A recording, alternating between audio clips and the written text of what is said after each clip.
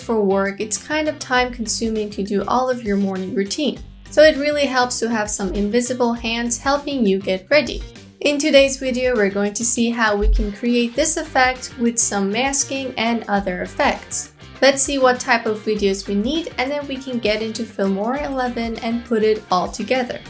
In this effect, I'm going to be pretending like I'm getting ready for work, but I'm using some extra help from these floating items in my room.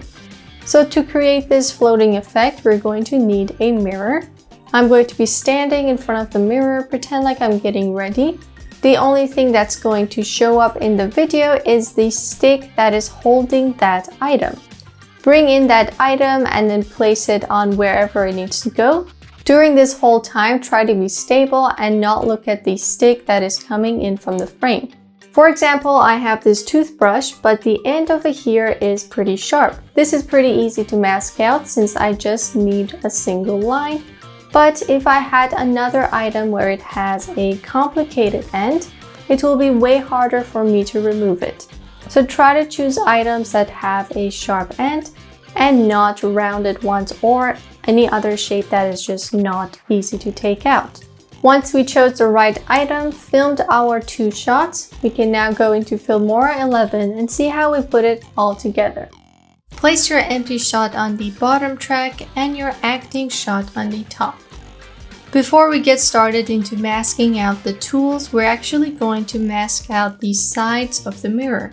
Turn your empty shot into a freeze frame by selecting it, right-clicking, speed, add freeze frame. Have the video last as long as the top video does.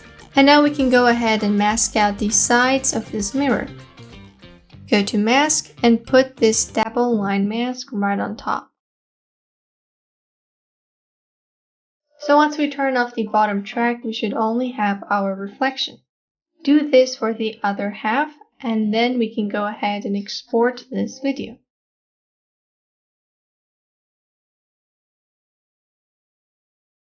Be sure to feather out the sides before moving forward.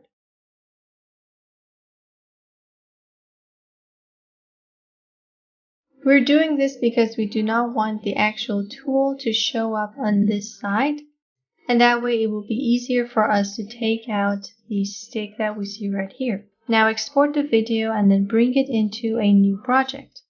Import your base video, and now we can get rid of the top part, then replace it with the video that we just exported. We're keeping the empty shot because we still need to do some masking. Now let's see when the first tool shows up into the video. Use your left and right arrow keys to find out exactly where the stick starts to show up, and then make a cut. In the first half where we have this brush, we're going to mask out this stick frame by frame. Find the frame where the start of this stick shows up, and then use the rectangular mask on this first video. Scroll down and invert the mask. Now we can resize it and make it perfect for this stick. Place the mask right at the start of the stick, and then increase the blur strength. Now we need to keyframe, resize, and reshape our mask. So first we need to zoom into our video in order to see how much we need to work with our mask. Right over here, we're going to go to zoom level and increase it by 50%. Then use the box right here to move into this spot. I will go in by 75, and now I can clearly see how much I need to change my mask. Right over here, I'm going to add a keyframe, then move into the next frame. And now I know that I need to bring my mask over here.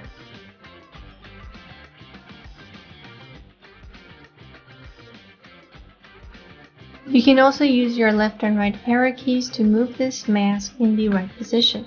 Be sure to rotate it so that everything is perfect for our tool.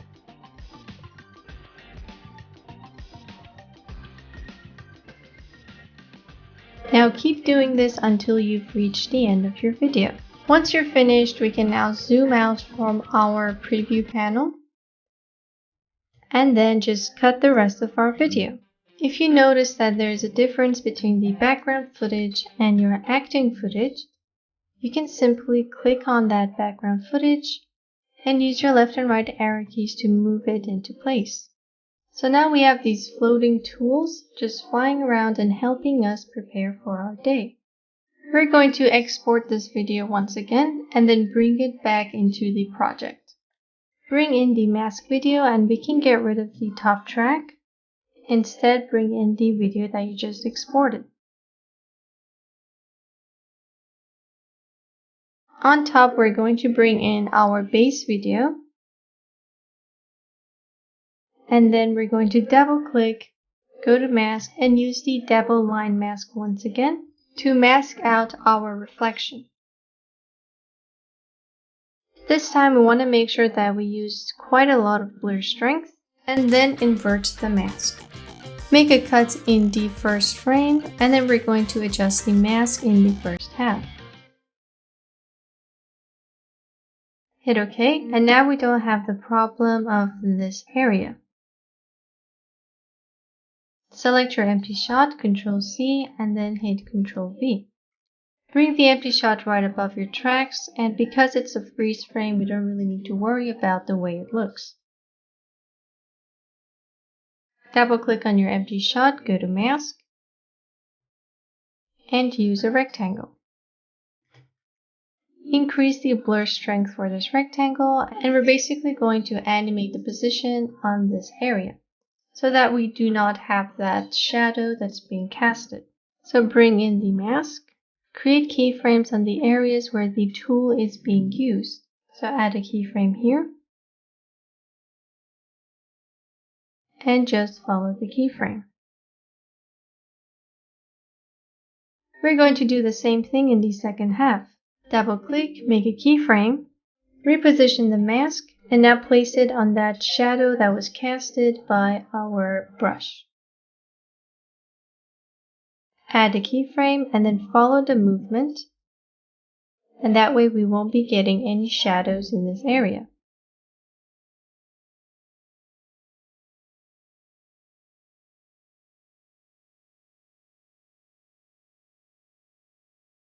Once you're done with the masking, we're going to export the video one last time so that we can add some color grading and finish it off with some additional keyframes. Clear the timeline and now bring in your final video.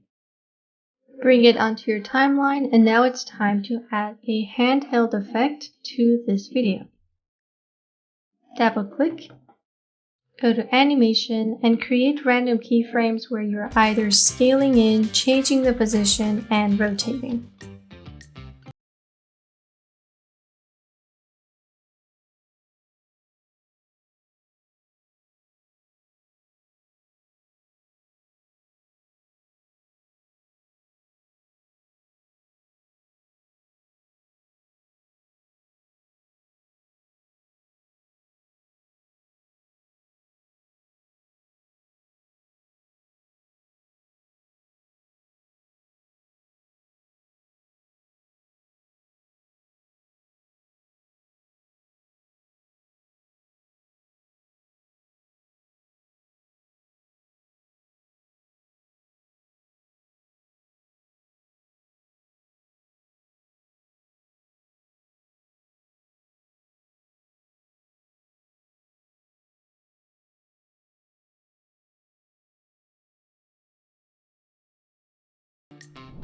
Now you won't be running late to work anymore. Let's work together and create the same style.